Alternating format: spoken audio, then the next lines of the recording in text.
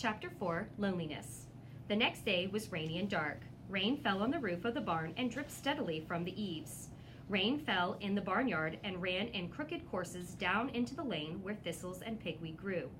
Rain spattered against Mrs. Zuckerman's kitchen windows and came gushing out of the downspouts. Rain fell on the backs of the sheep as they grazed in the meadow. When the sheep tired of standing in the rain, they walked slowly up the lane and into the fold. Rain upset Wilbur's plans. Wilbur had planned to go out this day and dig a new hole in his yard. He had other plans too. His plans for the day went something like this. Breakfast at 6:30, skim milk, crusts, middlings, bits of donuts, wheat cakes with drops of maple syrup sticking to them, potato skins, leftover custard, pudding with raisins, and bits of shredded wheat. Breakfast would be finished at 7.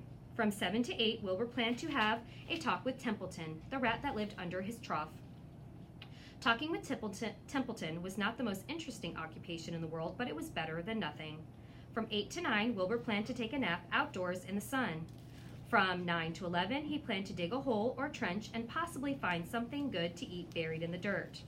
From 11 to 12, he planned to stand still and watch flies on the boards, watch bees in the clover, and watch swallows in the air. 12 o'clock, lunchtime, middlings, warm water, apple parings, meat gravy, carrot scrappings, meat scraps, stale hominy, and the wrapper off a package of cheese. Lunch would be over at 1. From 1 to 2, Wilbur planned to sleep. From 2 to 3, he planned to scratch itchy places by rubbing against the fence. From 3 to 4, he planned to stand perfectly still and think of what it was like to be alive and to wait for Fern. At 4 came supper. Skim milk, provender, leftover sandwiches from Lurvy's lunchbox, prune skins, a morsel of this, a bit of that, fried potatoes, marmalade drippings, a little more of this, a little more of that, a piece of baked apple, a scrap of upside-down cake. Wilbur had gone to sleep thinking about these plans. He woke at 6 and saw the rain, and it seemed as though he couldn't bear it. "I get everything all beautifully planned out, and it has to go and rain," he said. For a while, he stood gloomily indoors. Then he walked to the door and looked out. Drops of rain stuck to his face. His yard was wet and cold. His trough had been an inch of rainwater in it. Templeton was nowhere to be seen. "Are you out there, Templeton?" called Wilbur. There was no answer. Suddenly, Wilbur felt lonely and friendless. "One day just like another," he groaned. "I'm very young. I have no real friends here in the barn. It's going to rain all morning and all afternoon, and Fern won't come in such bad weather. Oh, honestly." And Wilbur was crying again for the second time in 2 days. At 6:30, Wilbur heard the banging of a pail. Lurvy was standing outside in the rain, stirring up breakfast. "Come on, pig," said Lurvy. Wilbur did not budge. Lurvy dumped the slop, scrapped the pail, and walked away. He noticed that something was wrong with the pig. Wilbur didn't want food. He wanted love. He wanted a friend, someone who would play with him. He mentioned this to the goose, who was sitting quietly in the corner of the sheepfold. "Will you come and play with me?" he asked. "Sorry, Sonny, sorry," said the goose. "I'm sitting on my eggs, 8 of them. Gotta keep them toasty, oasty warm. I have to stay right here. I'm no flibberty-ibberty giblet. I do not play with there are eggs to hatch. I'm expecting goslings." "Well, I didn't think you were expecting woodpeckers," said Wilbur bitterly. Wilbur next tried one of the lambs. "Will you please play with me?" he asked. "Certainly not," said the lamb. "In the first place, I cannot get into your pen, as I am not old enough to jump over the fence. In the second place, I am not interested in pigs. Pigs mean less than nothing to me." "What do you mean less than nothing?" replied Wilbur. "I don't think there is anything as less than nothing.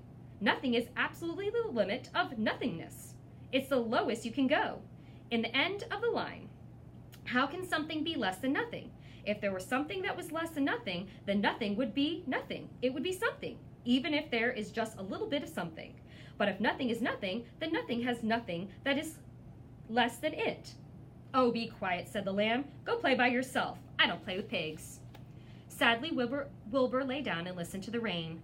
Soon he saw the rat climbing down a slanted board that he used as a stairway. "Will you play with me, Templeton?" asked Wilbur. "Play?" said Templeton, twirling his whiskers. "Play? I hardly know the meaning of the word." "Well," said Wilbur, "it means to have fun, to frolic, to run and skip and make merry." "I never do those things if I can avoid them," replied the rat sourly. I prefer to spend my time eating, gnawing, spying, and hiding. I am glutton, but not a merrymaker. Right now, I am on my way to your trough to eat your breakfast, since you haven't got any sense enough to eat it yourself." And Templeton the rat crept steadily along the wall and disappeared into a private tunnel that he had dug between the door and the trough in Wilbur's yard. Templeton was a crafty rat, and he had things pretty much on his own. The tunnel was an example of this skill and cunning. The tunnel enabled him to get from the barn to his hiding place under the pig trough without coming out into the open. He had tunnels and runaways all over Mr. Zuckerman's farm and could get from one place to another without being seen. Usually he slept during the daytime and was brought out only after dark. Wilbur watched him disappear into the tunnel. In a moment he saw the rat's sharp nose poke out from underneath the wooden trough. Cautiously, Templeton pulled himself up over the edge of the trough. This way, almost more than Wilbur could stand, on the dreary rainy day, to see his breakfast being eaten by somebody else. He knew Templeton was getting soaked out there in the pouring rain, but even that didn't comfort him. Friendless and hungry, he threw himself down into the manure and sobbed.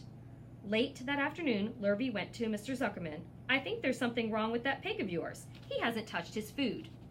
"Give him two spoonfuls of sulfur and a little molasses," said Mr. Zuckerman. Wilbur couldn't believe what was happening to him when Lurvy caught him and forced the medicine down his throat. This was certainly the worst day of his life. He didn't know whether he could endure the awful loneliness anymore. Darkness settled over everything. Soon there were only shadows and the noises of sheep chewing their cuds, and occasionally the rattle of a cow chain up overhead. You can imagine Wilbur's surprise when out of the darkness came a small voice he had never heard before. It sounded rather thin but pleasant. "Do you want a friend, Wilbur?" it said. "I'll be a friend to you. I've watched you all day, and I like you." "But I can't see you," said Wilbur, jumping to his feet. "Who are you?" "Where are you?" "I'm right up here," said the voice. "Go to sleep. You'll see me in the morning."